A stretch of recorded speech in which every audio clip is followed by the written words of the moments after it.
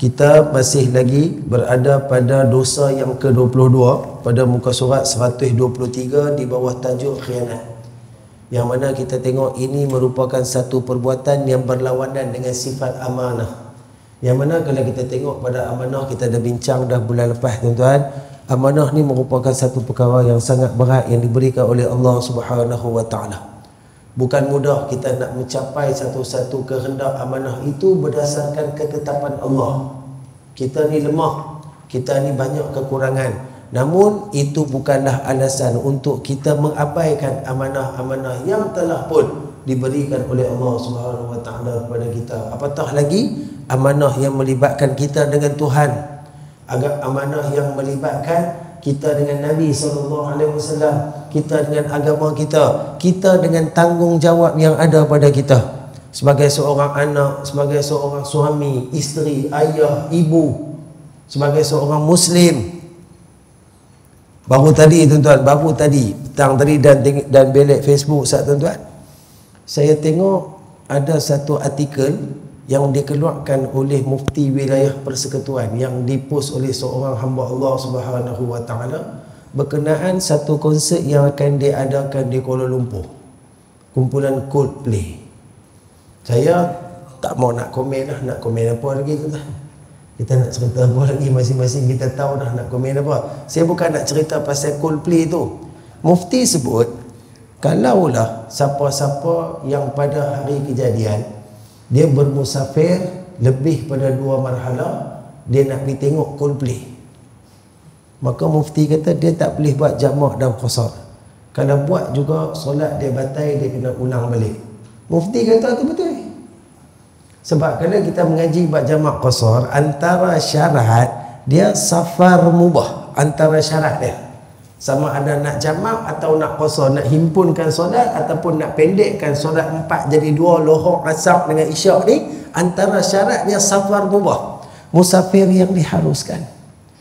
Adapun kumpulan Coldplay ni tuan-tuan, kita tahulah mereka ni antara yang mengangkat LGBT dan sebagainya. Maka Mufti mengeluarkan satu pendapat berdasarkan peringatan agama.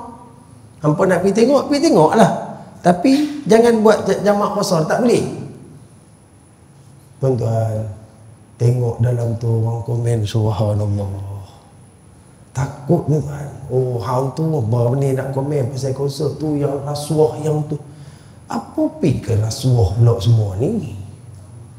Mufti nak habaq siapa yang musafir jangan buat solat jamak qasar, itu saja. Sebab dia nak habaqkan kita itu bukan musafir yang diharuskan. Yang tu je. Orang maki Mufti tuan-tuan, tak ada akhlak. Ini salah satu cabaran apabila kita cuba untuk menjaga amanah.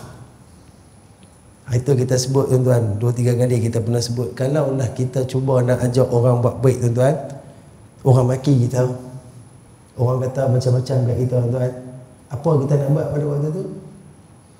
Tuan-tuan, senyum, bayangkan rupanya inilah yang Nabi SAW kenal dulu. Bahkan Nabi kenal lebih teruk. Sebenarnya nak bawa amanah ni bukan senang kan? Walaupun sama-sama kita, walaupun pakat mengaku Islam belakang, tapi pasal satu konsert maki Mufti. Yang maki tu depa duk ingat selesai kat situ, tak selesai tuan-tuan. Ma yalfazu min qawlin illa ladaihi raqibun atid. Tak ada apa satu yang diucapkan, yang dilafazkan, semuanya dicatat raqib dan atid. Benda ni akan dinilai pula di akhirat nanti oleh Allah. Mufti cuba untuk menerangkan keadaan dalam keadaan agama, membawa supaya kita tak melakukan kesalahan. Hampa maki orang nak menegakkan kebenaran. Tak tahulah tuan-tuan. Wal'ayazubillah, moga Allah Ta'ala lindung kita daripada benda-benda macam ni. Mereka maki betul-betul tuan-tuan. Yang syok pula maki ni jenis fake account. Jadi dia buh mana-mana nama, dia buh mana-mana gambar. Tak apalah, kat dunia boleh sembunyi ya. Kan? Sembunyi ya, terang mana nak sembunyi, tak apa, silakan. Malaikat ni sentiasa mencatat, Allah ni tak tidur. Nak habaq tuan-tuan, bahawa hari ni ramai sebenarnya orang Islam yang khianat pada agama dia, khianat pada Nabi dia, khianat pada Tuhan dia. Yang anak tak boleh pi apa jamak qasar, itu ajaran yang main daripada Nabi. Bukan mufti pandai-pandai. Dia pergi rawit pula, ni ada konsert tu, ni ada konsert ni, subhanallah. Saja nak hambat kata hampa ni kena bab ni hampa laju. Habis tu apa tuan, tujuan jadi mufti kalau benda tu dia tak tengok, dia bagi peringatan. Dr. Luqman tu salah satu orang yang kita tengok lembut tuan-tuan, satu orang yang sangat berilmu. Walaupun dia muda, tapi alhamdulillah Allah Ta'ala kurniakan kelebihan yang banyak pada mufti boleh seketul tu. Kira kita berada di zaman hari ni tuan-tuan. Tuan-tuan, kalau rasa agama tu penting, tuan-tuan kita kena keluar daripada dunia ni. Maksud keluar pada dunia, kalau tuan-tuan rasa apa tuan-tuan buat ni betul, tuan-tuan hidup dengan keadaan macam ni. Di luar sana mereka nak buat apa, kita tegur, mereka tak mau dengar, itu mereka dengan Tuhan. Sebab kita dah kena berada zaman, Nabi sebut dulu kan, Islam datang dalam keadaan terasing dan akan kembali terasing.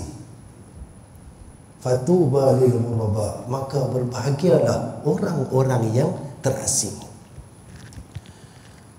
Koklah yang tegur ni kita kan, orang kata ni semayang pun tak betul, yang benar ni tok mufti. Saya geram tuan, saya geram. Tengok pula fake account, lagi geram. Tak tahu siapa dia.